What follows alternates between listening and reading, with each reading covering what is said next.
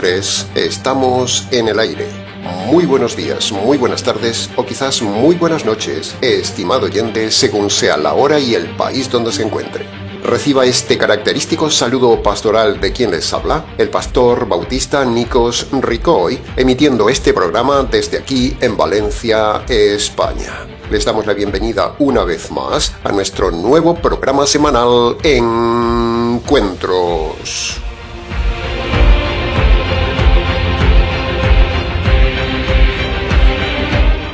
Estamos ya, estimado oyente, en el 10º programa del estudio expositivo de la primera carta de Pedro. ¿Cómo pasa el tiempo? El tiempo se va como agua entre los dedos.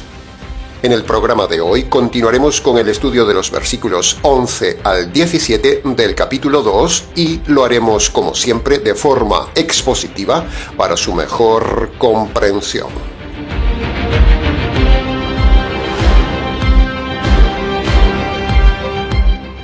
Entremos entonces en el análisis del primer versículo de hoy, el versículo 11 que en versión latinoamericana dice así: Amados, yo les ruego como a extranjeros y peregrinos que se abstengan de los deseos carnales que batallan contra el alma. Punto número 1. Es muy importante volver a recordarle, estimado oyente, que esta carta es solo para convertidos. Por eso Pedro dice amados. Pedro no va a decirle amados a los paganos, es pura lógica.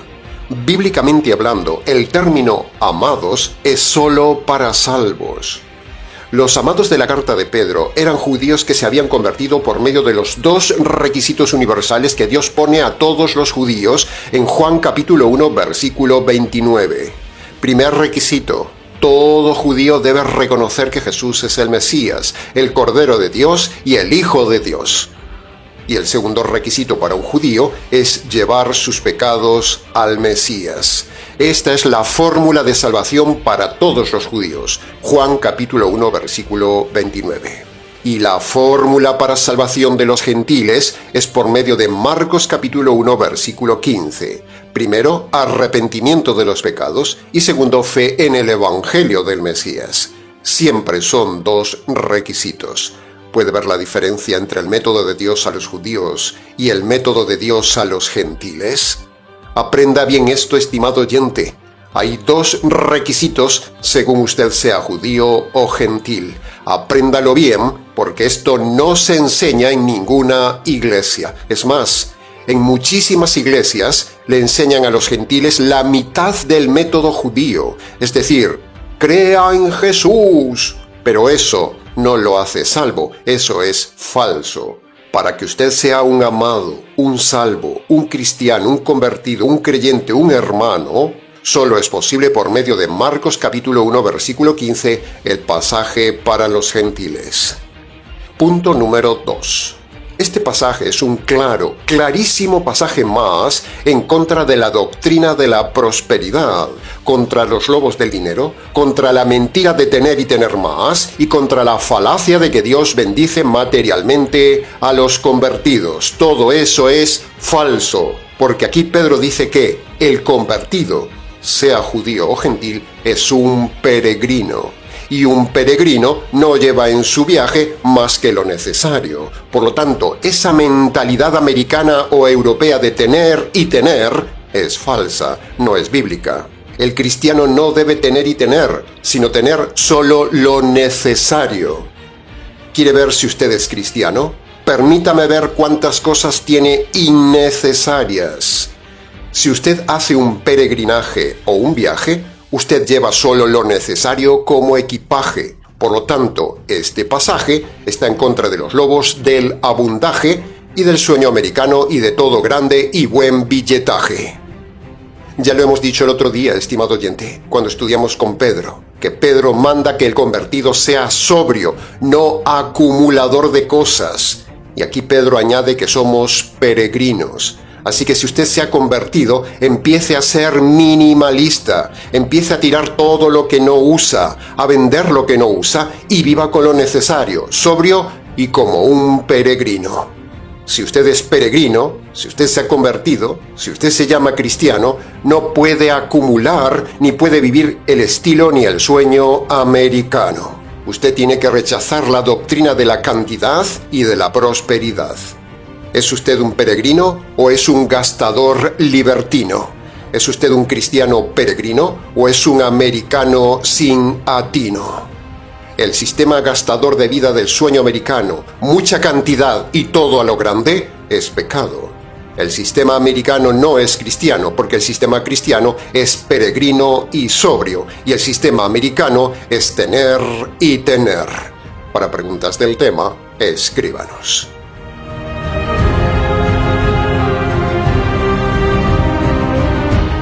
Y punto número 3 del versículo 11. Dice: los deseos de la carne batallan contra el alma. En la Biblia, la palabra carne es una palabra polisémica que, en este caso, significa la suma del alma más el cuerpo. La carne es la naturaleza humana en su parte física y en su parte anímica. Alma más cuerpo forman la doctrina de la carne en la Biblia.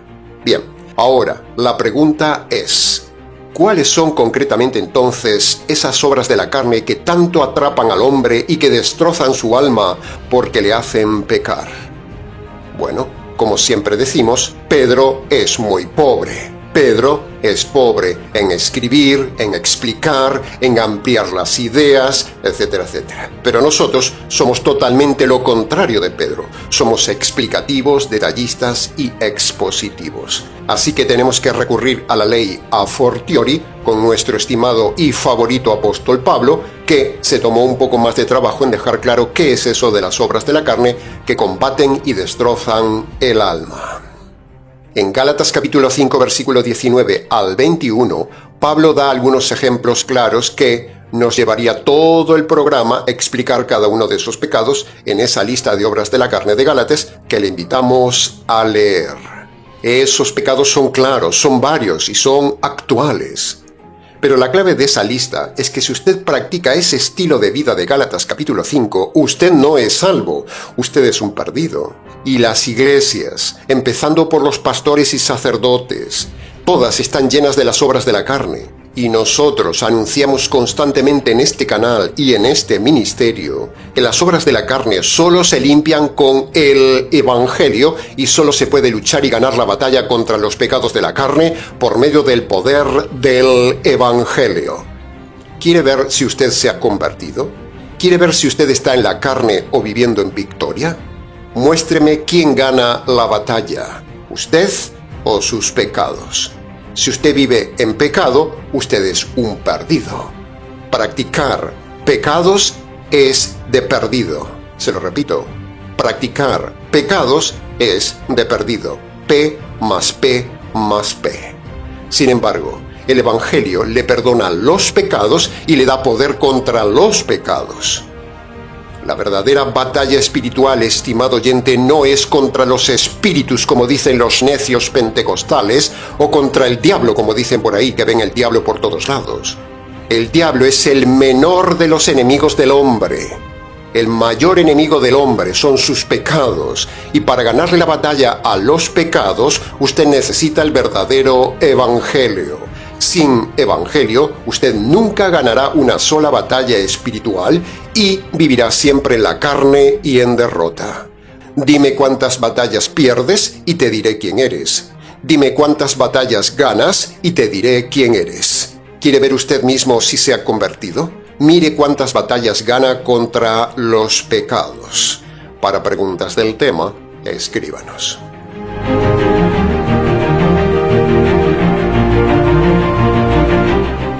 Entremos ahora en el análisis, comentario y enseñanzas del versículo 12 que, de forma parafraseada, dice así: mantengan intachable su manera de vivir entre los gentiles, para que los que les tratan como si fueran malhechores, glorifiquen a Dios el día que Dios los visite, cuando valoren sus obras buenas. Punto número 1.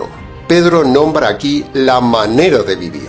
Entonces le preguntamos: ¿cómo es su manera de vivir, estimado oyente, si usted se llama cristiano? Usted se llama cristiano y está viviendo cada día las obras de la carne, viviendo según el estilo del mundo y viviendo metido en la iglesia. Si usted se llama cristiano, pero vive entre la gente, en su trabajo, con sus vecinos, en el colegio y entre sus familiares inconversos, vive dando mal testimonio en su manera de vivir, en su carácter y en sus obras, eso demuestra que usted es un perdido. Por cierto, ¿se preocupa su pastor por su manera de vivir? Por cierto también, ¿cómo es la manera de vivir de su pastor o de su falsa pastora? ¿Les gusta el dinero, la prosperidad y la buena vida como el mundo, pero barnizada de religión? ¿Cómo es su pastor? ¿Cómo es la manera de vivir, los modales, el carácter de su pastor, pastora, sacerdote, rabino y de usted mismo? ¿Cómo es su propio carácter, estimado oyente? ¿Qué carácter tiene usted? ¿Es usted amable? ¿Es usted prepotente? ¿Es usted un charlatán? ¿Es usted gastador? ¿Es usted de mal genio? ¿Es usted antipático? ¿Es usted de pocas palabras y seco? ¿Es usted poco comunicativo? ¿Es usted egoísta? ¿Es usted dominante? ¿Es usted introvertido? ¿Es usted una señora que habla como una cotorra para no dejar hablar a nadie? ¿Es usted servicial? ¿Es usted agradecido? ¿Es comunicativo? ¿Es limpio? ¿Es ordenado? ¿Es puntual? ¿Huele usted a sucio? ¿Se ducha, se lava, se asea, se cambia de ropa? ¿O es usted un cerdito en medio de la gente? ¿Cómo es usted, estimado oyente? ¿Cómo es su casa, estimado oyente? ¿Es limpia? ¿Es ordenada? ¿Se puede entrar en ella? ¿O está llena de basura, de mal olor, sucia, llena de animales por todos lados como si fuera una granja, una pocilga o un establo? ¿Cómo es su casa, estimado oyente? ¿Tiene usted el síndrome de vivir acumulando y acumulando cosas? ¿Tiene usted un estilo de vida de gastar y gastar? ¿Cómo es su estilo de vida? ¿Cómo es su estilo de vestir? ¿Cómo es su estilo de hablar? Si yo entrara en su casa, ¿me encontraría con una esposa que habla sin parar, dejando de lado a su esposo? ¿Quién domina en casa, él o ella? ¿Quién es la cabeza? ¿Quién lleva los pantalones? ¿Quién guía el estilo de vida de la casa? La mujer dominante que no para de hablar y deja de lado en segundo plano a su marido, eso es pecado, es rebelión de la mujer. ¿Cómo es su manera de vivir, estimado oyente? ¿Cómo es su manera de hablar? ¿Cómo es su estilo de vida personal? ¿Su estilo testimonial? ¿Su estilo familiar? ¿Cómo es su estilo de vida matrimonial, laboral y eclesial? Para preguntas del tema, escríbanos.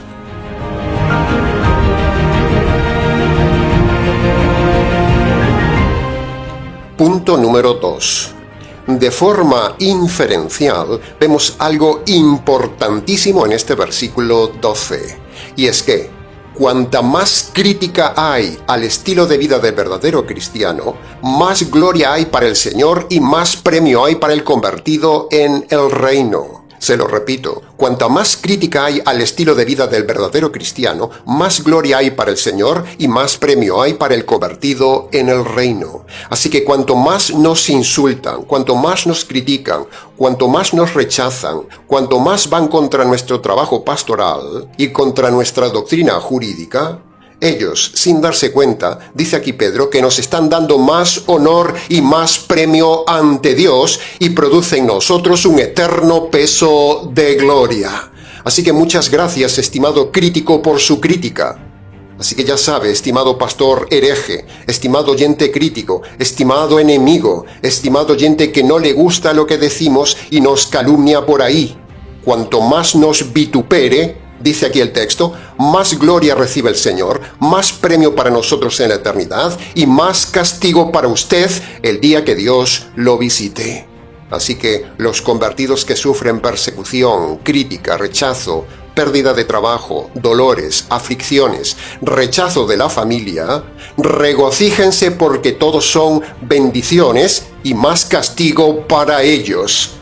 Así que piénseselo bien antes de criticar al ministerio Tinajas y a este pastor, porque cuanto más lo hace, usted más se condena a sí mismo para el día que Dios lo visite, tal como dice el texto. El que escuche, entienda.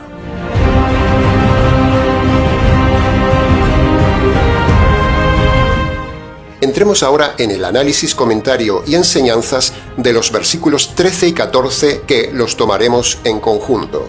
Y dice así: Sométanse a toda autoridad humana, ya sea al emperador, a un superior o a los gobernantes, como puestos por Dios para castigo de los malhechores y alabanza de los que hacen el bien.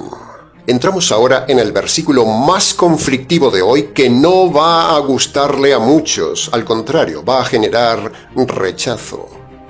Punto número 1. Antes que nada, veamos la definición de la palabra sometimiento en este versículo. Preste atención porque esta definición es tanto para el tema de hoy de someterse a las autoridades civiles, como también es la definición para comprender el correcto significado del sometimiento de las mujeres a sus esposos. Así que preste atención. Nos sometemos en todo, es decir, obedecemos todo. Hacemos todo lo que manda la autoridad civil o el esposo, aunque no nos guste, siempre y cuando lo que manda la autoridad o el esposo no vaya en contra de la palabra de Dios. Dicho en otras palabras, si la autoridad civil o el esposo le manda, le impone, le ordena, le obliga a hacer algo que va contra la palabra de Dios, entonces hay que rebelarse, hay que desobedecer y no someterse a pesar de las consecuencias. Con todos los respetos hacia nuestro estimado hermano Pedro, le preguntamos: Oye Pedro, ¿por qué no añadiste en esta parte de tu carta aquel pasaje tan importante que en su día dijiste en Hechos capítulo 5, versículo 29? ¿Por qué no la añadiste? Ay, Pedro.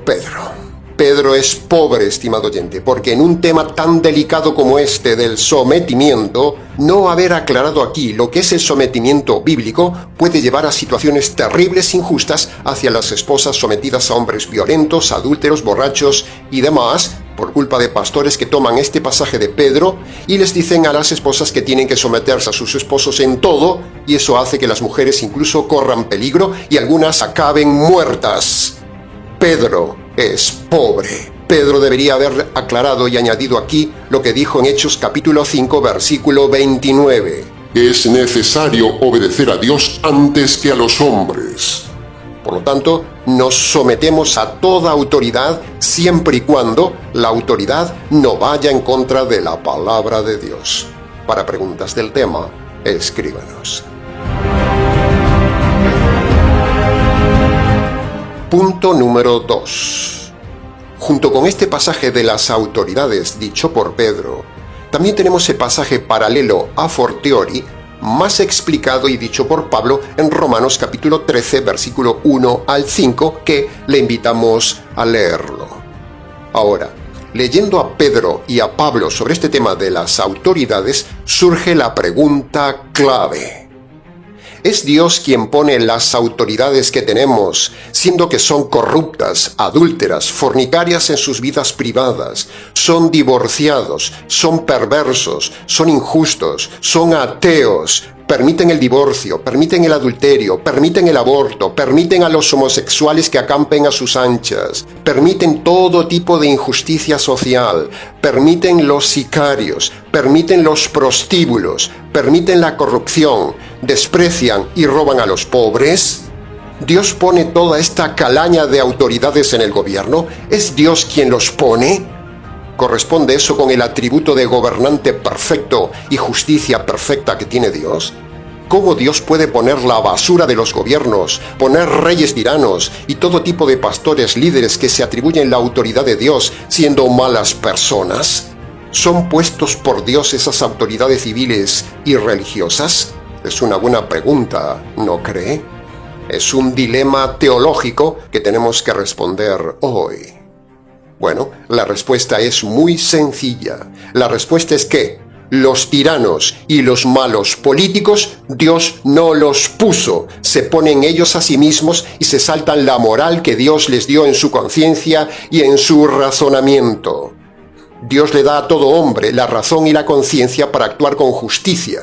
Y eso es lo que tendrían que hacer los líderes que han sido puestos por los hombres. Pero dice la Biblia que aunque Dios les ha dado la razón y la conciencia para que hagan justicia, ellos en su libre albedrío se desvían y dejan de lado la justicia. Así lo dice Eclesiastés capítulo 7, versículo 29. Dios hace al hombre recto, pero son ellos los que se tuercen en muchas perversiones. ¿Ve? Ahí lo tiene. Por lo tanto, Dios permite la autoridad civil que ponen los hombres. Es más, Dios manda que haya autoridad civil, pero son los hombres los que se pervierten. Dios mismo les da recursos para gobernar con justicia, pero el hombre político, en su libre albedrío, en lugar de usar la razón y la conciencia moral, se corrompen con el poder y el dinero, y por eso todos los gobiernos no usan la justicia y son corruptos. La floja demoníacocracia fomenta la injusticia y la corrupción. Por eso no votamos nunca a los políticos, porque Dios los hizo rectos, pero dice Eclesiastés que ellos se tuercen. Por lo tanto, la culpa de que haya gobernantes corruptos no es de Dios, es del libre albedrío del hombre. ¡Ay, la que le espera a los políticos corruptos! Les espera la justicia de Dios.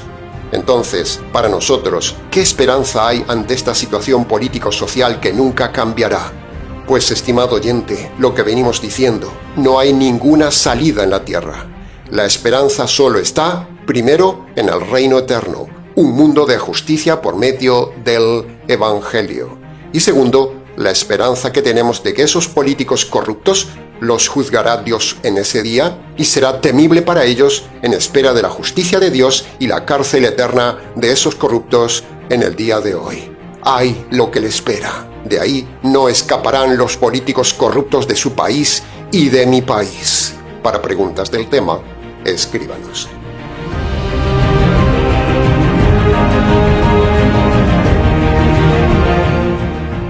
Y punto número 4 del versículo 13 y 14. Aprovechamos este apartado para responder lo que nos han preguntado 1000 veces en el correo. ¿Un cristiano puede meterse en política? ¿Es correcto votar a algún político? ¿Tiene sentido participar en el ejército? ¿Puede uno ir a la guerra? Etcétera, etcétera. Las respuestas breves son las siguientes. El cristiano no puede meterse en política. Todo pastor, predicador, hombre o mujer que se postula a político está en pecado. En primer lugar, la mujer no puede gobernar, la mujer no puede liderar, dice Dios. En segundo lugar, dice el texto de Pedro que somos extranjeros. Por lo tanto, nuestra ciudadanía no nos permite meternos en la política de este mundo.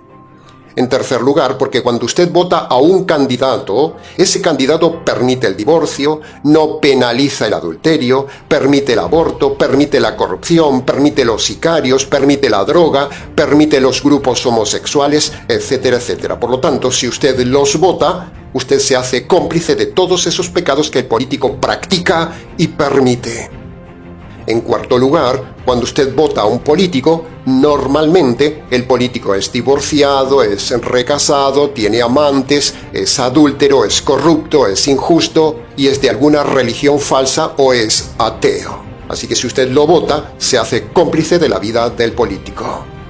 Y en quinto lugar, ese político, por muy moral que sea, no puede gobernar nunca en solitario aplicando su política moral libremente, porque nunca tiene la mayoría absoluta y entonces siempre la oposición le condicionará, le frenará, le obstaculizará y al fin ese candidato cederá a la oposición y hará lo que usted no quería votar.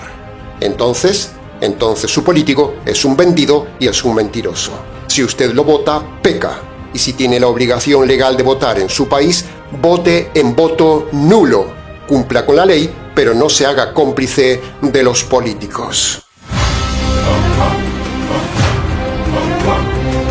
Y ahora, para terminar este bloque de temas, opinamos que para un cristiano no tiene sentido participar del ejército ni ir a ninguna batalla ni guerra, porque los políticos son los que se meten en guerras absurdas, como en el caso reciente de aquí en Ucrania, y luego le mandan a usted a dar su vida por culpa de ellos. Ni se le ocurra ser del ejército en ningún país. Es pecado. Y el ambiente del ejército es pecaminoso, es machista, es inmoral, es perverso, es antidios y no tiene sentido arriesgar su vida y su familia por un político inepto que lo envía a usted a la guerra. Nos oponemos totalmente a arriesgar la vida en un ejército dirigido por políticos que les importa poco su vida. La vida es para el Señor y su Evangelio. no para ir a guerras de políticas absurdas, que vayan los políticos a pelear a la guerra. ¿Por qué usted va a ir a matar a otra persona en guerras políticas injustas y quizás dejar desamparada a su familia? Pregúnteselo a Estados Unidos en cuántas guerras injustas se ha metido y cuánta gente ha muerto por culpa de sus políticos. Entonces nos preguntan, pastor, ¿quién va a defender el país? Bueno, no me venga con esos argumentos, porque yo le respondo que hay países que no tienen ejército. Entonces alguno me preguntará, pastor, ¿qué pasa con la obligación de hacer el servicio militar? Bueno, cumpla con la ley, pero no se meta luego como soldado por el resto de su vida. Una cosa es hacer el servicio militar y otra cosa es meterse como soldado en el ejército. Entonces, ¿no puedo ser policía, pastor? Bueno, tenga cuidado, porque hoy en día el delincuente tiene más derechos que el policía. Sí puede ser policía, porque una cosa es ser policía y otra cosa es ser soldado profesional. Son dos cosas diferentes. Se puede ser policía, pero no soldado, porque la policía pone orden. El soldado va a matar a una guerra absurda y política. Aunque hoy en día ser policía en muchos países es un gran problema, porque al fin y al cabo, como dijimos antes, tienen más derechos y más protección el delincuente que el policía. Así que, honestamente, yo no sería policía.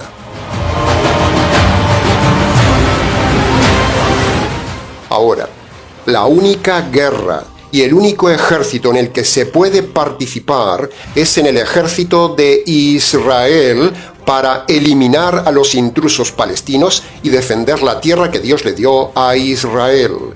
Esa es la única causa por la cual un cristiano podría participar en un ejército, en una guerra, y así eliminar a los enemigos de Israel como en el Antiguo Testamento. En fin, el tema es complejo. Para preguntas del tema, escríbanos.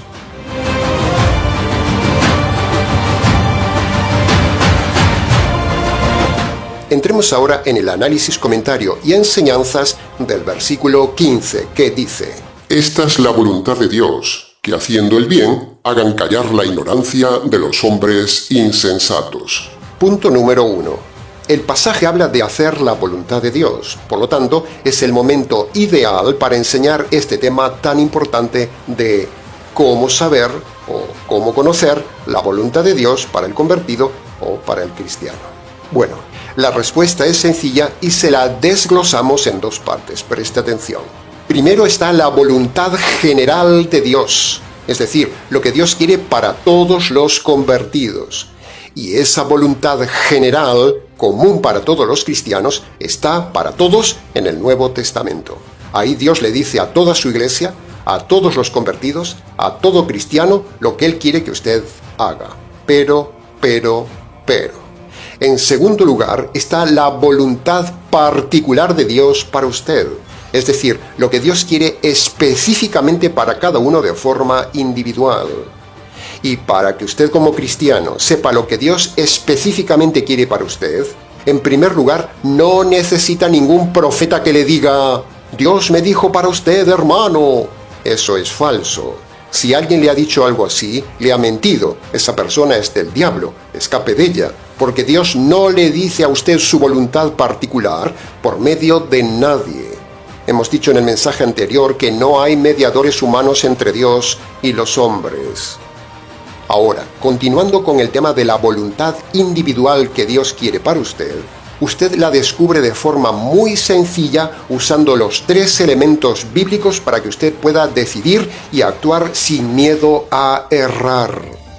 La razón, la conciencia y el filtro de Filipenses capítulo 4 versículo 8, como puede ver en pantalla.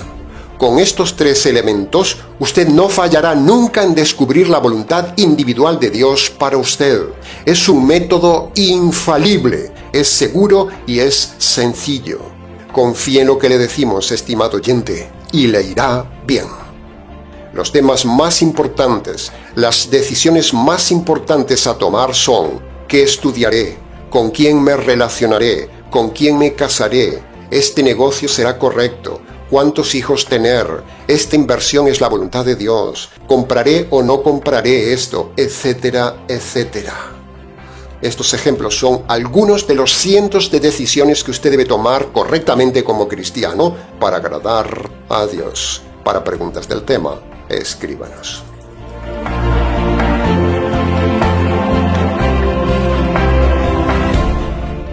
Punto número 2 del versículo 15. Pedro nos dice aquí exactamente lo mismo que dice Pablo allí en Tito capítulo 1 versículo 11. Es necesario tapar la boca a muchos. Por todos lados hay hombres ignorantes, mentirosos, malos, de mala doctrina e insensatos, no solo en el mundo secular, sino también que hay miles de hombres líderes y miembros de las iglesias a los cuales es necesario taparles la boca. Pedro dice que hay que taparles la boca con las obras justas, y Pablo dice que hay que taparles la boca con argumentos contundentes. Y para tapar la boca a los insensatos católicos, a los calvinistas, a los adventistas, a los testigos, a los pentecostales, a los unicitarios, a los mormones, a los presbiterianos, a los ateos, a los mesiánicos, a los homosexuales, a los políticos, a los retorcidos y a los rabinos, para taparles la boca a todos estos, son necesarias dos cosas. Primero, un testimonio ejemplar, como dice aquí Pedro. Y segundo, tener argumentos contundentes, racionales y bíblicos, como dice Pablo en 2 Corintios capítulo 10, versículo 5. Derribamos todo argumento y toda soberbia de los hombres que se levantan contra el conocimiento de Dios, los encerramos y hacemos morder el polvo a todo pensamiento contrario a Cristo. ¡Wow! ¡Qué palabras, estimado oyente! Palabras de guerra, palabras contra la herejía, palabras contra los herejes, palabras de acción, palabras de batalla. O sea, no hay que callarse. Por cierto, ¿tapa usted la boca o hace callar con sus obras buenas y sus argumentos bíblicos a sus enemigos? ¿O por el contrario, son ellos los que le tapan la boca a usted y le recriminan sus obras? ¿Tapa usted la boca o le tapan a usted la boca? ¿Su conducta les tapa la boca a sus enemigos? ¿Derriba usted los argumentos de los herejes cuando lo paran en la calle o le llaman a la puerta?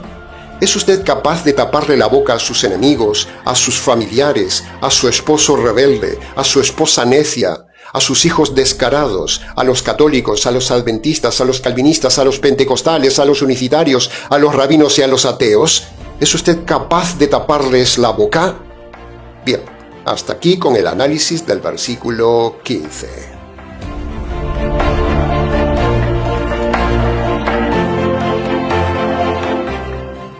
Entremos ahora en el análisis y comentario del versículo 16 que dice: Compórtense como hombres libres, pero no usando la libertad como pretexto para hacer lo malo, sino actuando como siervos de Dios. Punto número 1. Cuando Pedro habla de ser libres, se refiere a los convertidos, que ahora son libres en Cristo por medio del conocimiento del Evangelio que les ha librado de los pecados, de la cárcel eterna, de las ataduras de la ley, de las tradiciones, de la ignorancia, de ideas equivocadas, de costumbres sociales, de costumbres familiares y culturales, y un largo etcétera. Pablo dice lo mismo en Gálatas capítulo 5, versículo 13. A vivir en libertad fuimos llamados, así que no usen la libertad ahora como ocasión para pecar, sino más bien ayúdense los unos a los otros. Cuando uno conoce la verdad le hace libre, pero. Sucede que, tanto en los días de Pedro y Pablo, y tristemente también hoy, algunos inmaduros creen que, como ya soy libre en Cristo, como ya soy convertido y perdonado por Cristo, entonces puedo hacer cualquier cosa o hacer lo que me da la gana. Tristemente hay pastores que enseñan esto, y hay gente que habla así y se llama cristiana. Pero ese que habla así no ha sido nunca libre, porque en este caso sigue siendo esclavo del orgullo y de la ignorancia. Y la culpa de que haya gente así la tienen los pastores que enseñan esta doctrina liberal. Cuidado que tu libertad no se convierta en libertad para pecar ante los demás o para hacer daño a los demás con tu mayor entendimiento. Cuando uno ha sido declarado libre, usa la paz de la libertad más bien para servir a otros en paciencia, en enseñanza y en buen testimonio. Sin embargo, esta libertad, este entendimiento de las cosas, a veces molesta a otros, y es ahí cuando debemos tener paciencia con ellos y no presionar a los demás.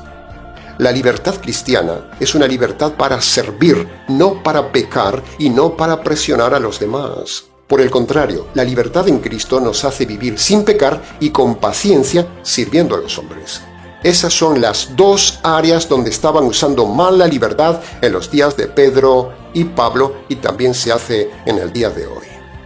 En resumen, Pedro y Pablo hablan de dos áreas. Primero, el convertido debe aplastar y tapar la boca a los inconversos. Pero, segundo, se nos dice que el convertido debe tener cuidado con el otro convertido.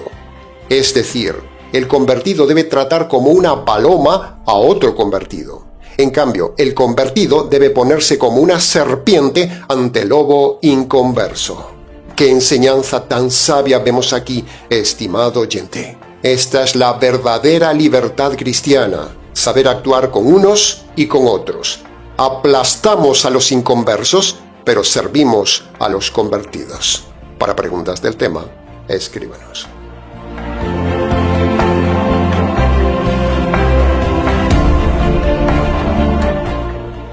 Y entremos ya en el análisis y comentario del último versículo de hoy, el versículo 17 que, de forma parafraseada, dice así: En resumen, honrad a todos los hombres, amad a los hermanos, respetad toda autoridad y temed a Dios. ¡Qué pasaje, estimado oyente! ¡Qué pasaje más completo! Este pasaje resume el comportamiento ideal que debe tener el verdadero cristiano ante todos los seres. Ante los inconversos, ante otros convertidos, ante las autoridades y ante la autoridad de Dios. No se puede pedir más amplitud del pasaje, abarca a todos. Y para poder darle a cada uno de estos grupos lo suyo, usted solo puede hacerlo si tiene el poder del Evangelio. Sin Evangelio, usted no podrá nunca obedecer estos mandamientos de Pedro. Punto número 1. Sin el poder ni la visión que da el Evangelio, usted menospreciará a los hombres. Pero si usted se ha convertido por medio del Evangelio, el Evangelio le dará compasión hacia los hombres perdidos y los honrará acercándose a todos los hombres para ayudarles a salvarse como hacemos desde este canal. El Evangelio es lo que nos motiva a buscar y honrar a los hombres. Por cierto, ¿lo está haciendo usted? Punto número 2.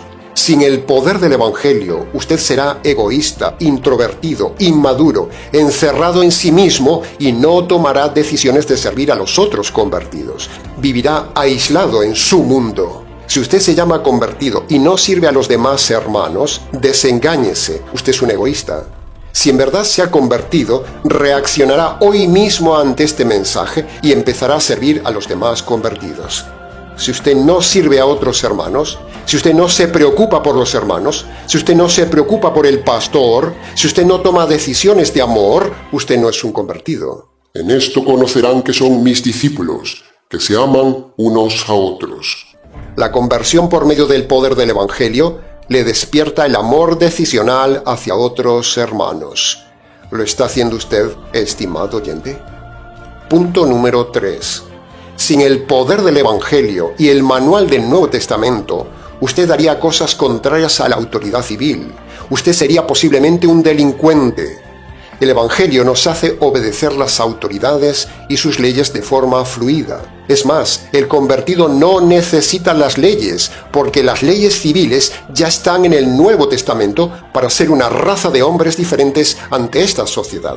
Y punto número 4. Por último, el verdadero Evangelio es lo que da el poder para hacer la voluntad de Dios en temor y temblor. ¿Está viviendo así ante estos 4 grupos, estimado oyente? En resumen, el versículo de Pedro nos llama a los convertidos a un comportamiento social que nadie enseña, en respeto a todos los hombres, en respeto a todos los hermanos, en respeto a toda autoridad humana y en respeto y temor total a la autoridad de Dios. Esa justicia diseñada en el consejo eterno, que limpia las injusticias, nos da el poder para vivir una vida social de justicia, porque el Evangelio es el poder de Dios para esta sociedad y el Nuevo Testamento es el manual social de justicia para poder vivir una vida de justicia en la tierra como una raza de hombres diferentes, que conste en acta.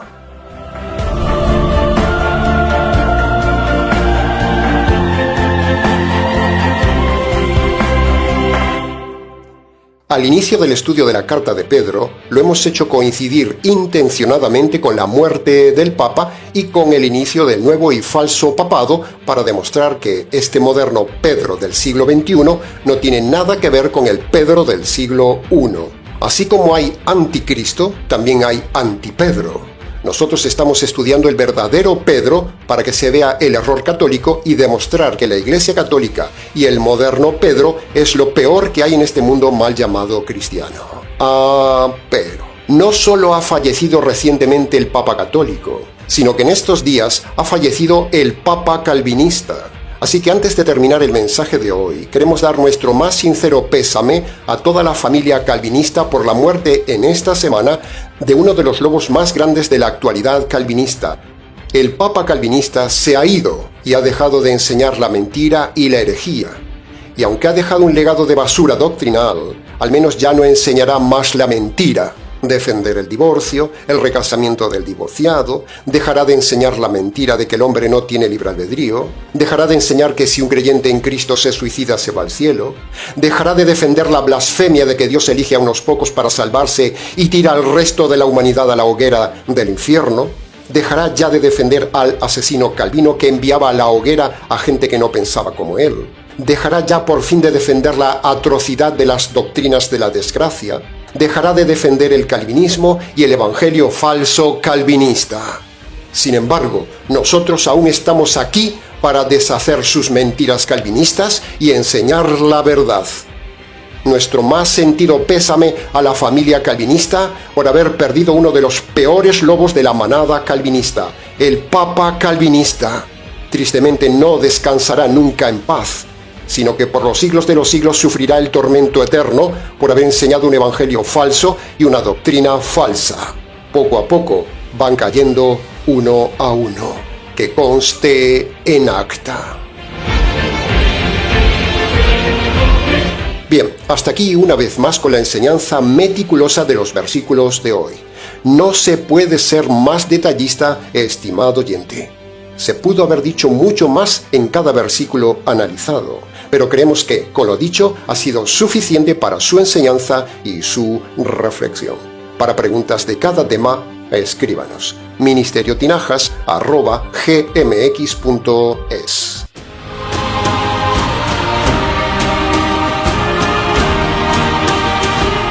Nada más por hoy, estimado oyente. Le rogamos que no se olvide este mes de ayudar al Ministerio Tinajas. Lo necesitamos para derribar las doctrinas falsas y enseñar la verdad. La mies es mucha, los lobos son muchos y los medios son pocos. Muchas gracias anticipadas.